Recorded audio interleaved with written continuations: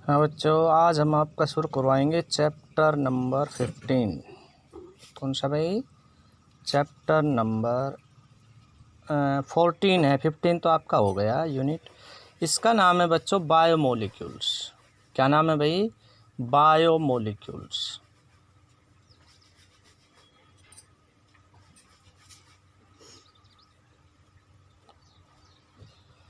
बच्चों बायोमोलिक्यूल का मतलब है, बायो माने है लिविंग, मोलिक्यूल माने कंपाउंड, कोई भी केमिकल सब्सटेंस।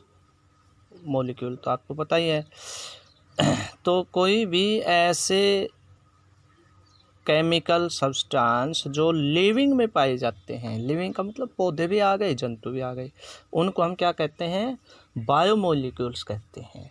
ये बायोमोलिक्यूल हमारे लिए ज़रूरी है, जीवों के लिए ज़रूरी है, इनके बिना जीवन नहीं चल सकता। ठीक है, तो इस चैप्टर में हम इन बायोमोलिक्यूल के बारे में ही पढ़ेंगे। तो पहले मैं डेफिनेशन लिख देता हूँ भाई, बायोमोलिक्यूल्स।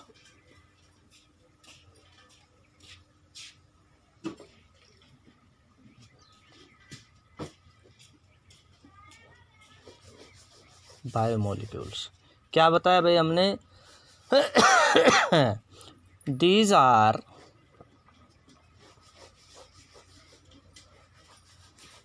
लाइफलेस का मतलब ये नॉन लिविंग है, ये नॉन लिविंग है, लेकिन चलाते हैं लिविंग को, लिविंग के लिए ज़रूरी है। तो इनमें खुद में लाइफ नहीं होती, लेकिन लाइफ को चलाते हैं।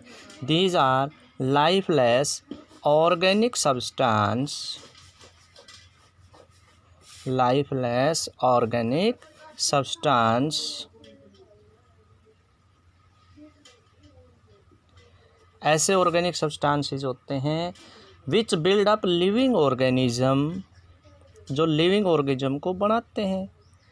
Which build up living organism,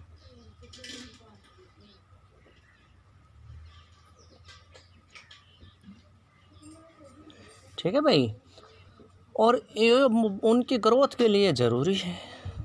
and are required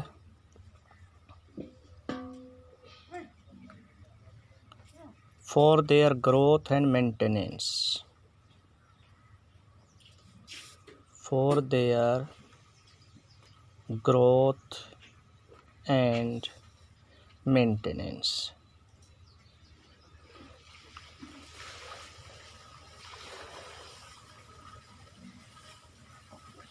ठीक है बच्चों, अब इनके एग्जाम्पल क्या क्या हैं? बहुत से नाम हम सुनते आए हैं छोटे क्लासों से भी, और बारी बारी से इस चैप्टर में हम इन्हीं के बारे में पढ़ेंगे। एग्जाम्पल है भाई, जैसे कार्बोहाइड्रेट्स। कार्बोहाइड्रेट्स क्या होते हैं, कितनी तरह के होते हैं, क्या काम करते हैं, ये आगे इस चैप्टर में हम डिटेल में पढ़ेंगे। कार्बोहाइड्रेट के अलावा और पढ़ेंगे हम इस चैप्टर में प्रोटीन्स। प्रोटीन्स के अलावा हम पढ़ेंगे एंजाइम्स। एंजाइम्स के अलावा न्यूक्लिक एसिड, जिसमें डीएनए आरएनए आ जाता है। ठीक है बच्चों, इसके अलावा अमीनो एसिड,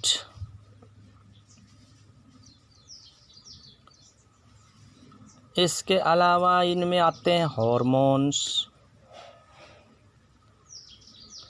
और विटामिन्स। तो बच्चों ये कुछ बायोमोलिक्यूल के एग्जाम्पल लिखे हैं मैंने। ये बायोमोलिक्यूल हम डिटेल में 1 बाय 1 पढ़ेंगे। बच्चों बायोमोलिक्यूल के बारे में जो बताती है वो ब्रांच बायोकेमिस्ट्री कहलाती है। The branch of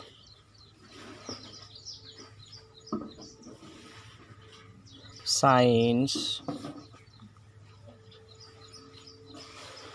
which deal about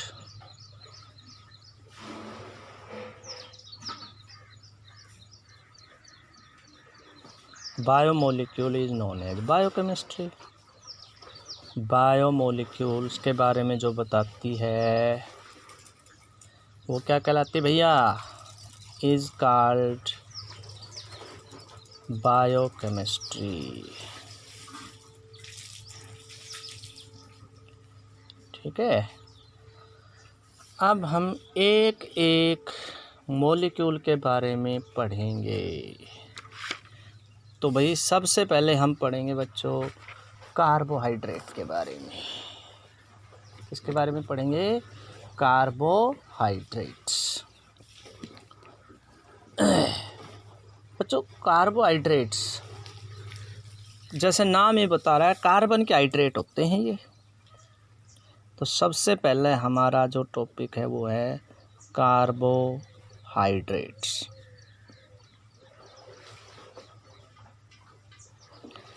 पुराने ज़माने में इसकी डेफिनेशन थोड़ी सी अलग थी, अब थोड़ी सी अलग तरह से इसको डिफाइन कर रहे हैं। ठीक है, तो कार्बोहाइड्रेट्स पहले ये कहते थे कि हाइड्रेट्स ऑफ कार्बन होते हैं जिनका जनरल फार्मूला CH2OY होता है। मैं लिख देता हूँ, इसमें डेफिनेशन लिख देता हूँ। In earlier days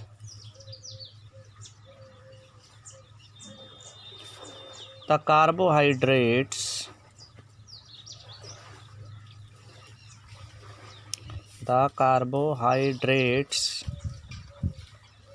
were regarded as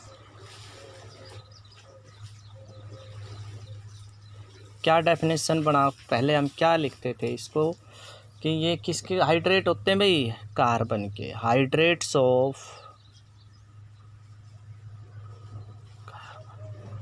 hydrates क्या होते हैं बच्चों? हाइड्रेट्स होते हैं जैसे वाटर के मॉलिक्यूल टेम्परेरी जुड़ते हैं, जैसे copper sulphate, pentahydrate, sodium carbonate, decahydrate, उसमें वाटर के 10 मॉलिक्यूल जुड़े होते हैं टेम्परेरीली। ठीक है, तो ये क्या कहा इन्होंने, पहले डेफिनेशन पढ़ते थे hydrates of carbon with general formula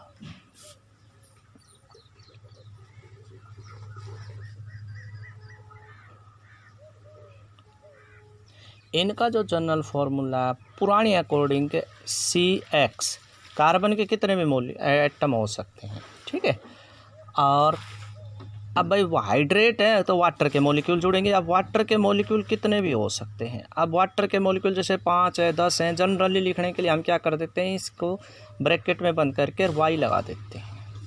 भाई कितने भी मॉलिक्यूल हो सकते हैं। ठीक है भाई, तो जैसे एग्ज़ाम्पल तो पुरानी में और नई में वही चलते, क्योंकि एग्ज़ाम्पल तो वही है, पहले भी वही थे कार्बोहाइड्रेट, अभी भी वही है, लेकिन डेफिनेशन आप थोड़ी सी बदल दी। तो एग्ज़ाम्पल दोनों में, नई में और पुरानी में वही हैं। जैसे ग्लूकोज है भाई, फ्रक्टोज है, ये सुक्रोज है, लैक्टोज है, इनके बारे में भी हम डिटेल में पढ़ाएंगे आपको। ठीक है, तो ये पुरानी डेफिनेशन है, लेकिन अब जो नई डेफिनेशन है उनके अनुसार कार्बोहाइड्रेट्स क्या होते हैं। अकॉर्डिंग टू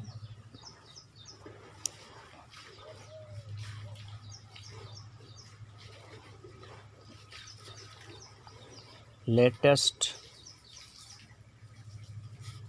फॉर्म, नई जो है उसके अनुसार डेफिनेशन क्या है भाई? कार्बोहाइड्रेट्स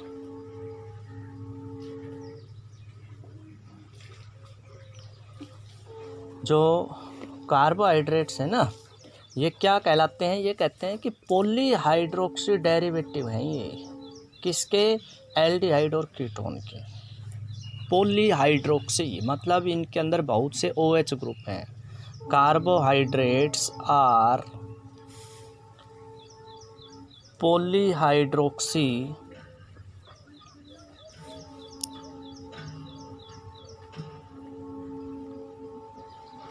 पॉली माने बच्चों बहुत से, हाइड्रोक्सी माने OH।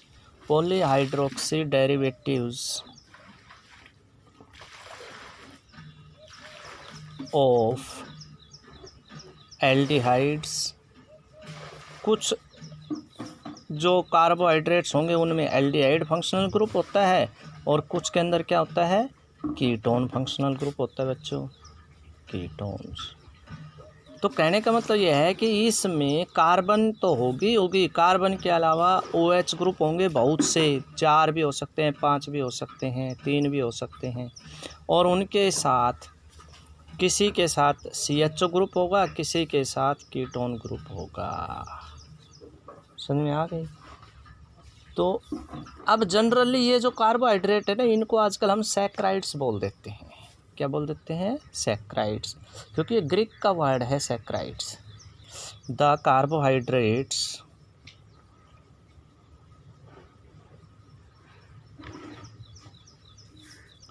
आर आल्सो कॉल्ड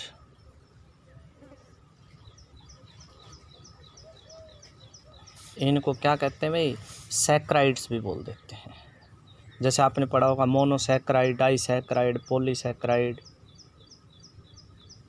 तो ये कुछ नहीं, ये कार्बोहाइड्रेट्स हैं।